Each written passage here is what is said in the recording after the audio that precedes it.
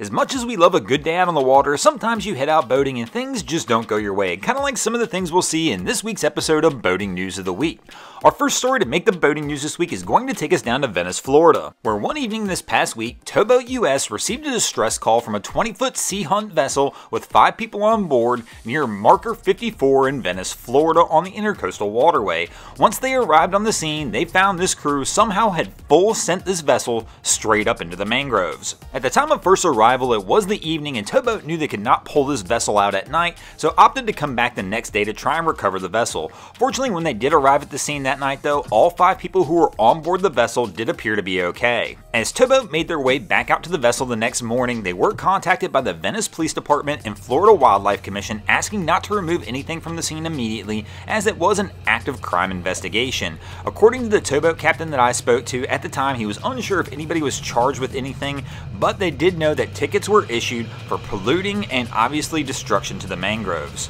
Seeing these images, it really is unbelievable that everybody made it out of this without a scratch. Even the vessel itself only had minimal damage. If you want to see the whole video on this, go to the Florida Gulf Coast Marine Services YouTube channel. They've got a whole hour video on the recovery of this vessel.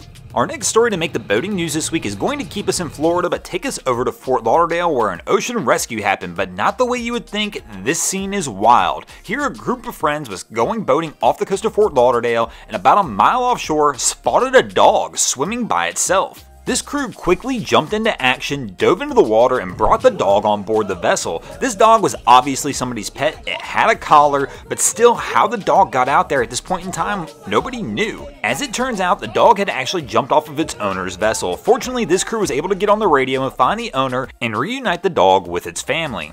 And saved me and my family, a huge heartbreak. This is an image of Zuko, the dog who was rescued after the incident, in his brand new orange life vest that he expects to be wearing the next time he goes out on the boat. Zuko's rescuers were very humble about the event and were quoted saying, "This day is an incredible reminder to keep persevering even throughout difficult circumstances. It also reminds us to keep an eye out for those around us and lend a helping hand when others are in need." Zuko's very fortunate this quick thinking and attentive crew came along. This is something that could have easily been missed out there in the open ocean, but fortunately for Zuko, this crew spotted him and was able to pull off the rescue.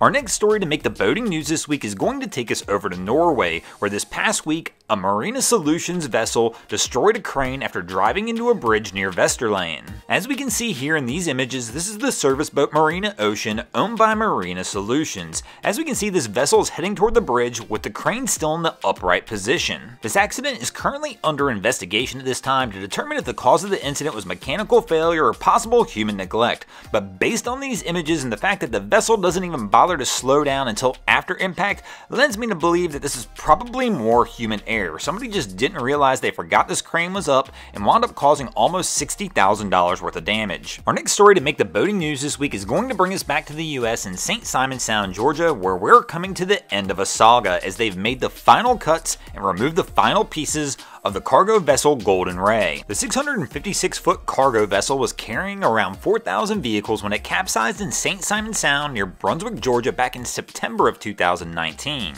Since that time, more than 3 million collective man-hours have been spent trying to remove this vessel, and this past Monday they finally hit success as the last section of the cargo ship was removed from the water. This was the largest shipwreck removal in US history, as salvage crews removed over 45,000 tons of material from the St. Simon Sound. This was also a very costly event, as the ship was declared a total loss due to fire, flooding, and saltwater corrosion, and the ship was estimated at about $62.5 million worth of value. But that's just the beginning, as there was over 4,000 cars on board, estimated at $142 million worth of cargo was lost as well. I remember when I first saw this event happen, I thought there was no way they were getting this ship out, but yet they've succeeded. Thanks for watching, guys. I hope you enjoyed this week's episode of Boating News of the Week. If you ever see anything crazy happening out in your waterways, be sure to hit me up on Facebook or Instagram and let me know, and you might see your stories over here. Just like Robert Otto 5201, Thomas Milligan Hansen, Florida Gulf Coast Marine Services, and Bryn Crowell did this week. And if you guys haven't already, go ahead and drop an anchor on the subscribe button here. If not, we're coming to steal your drain plug.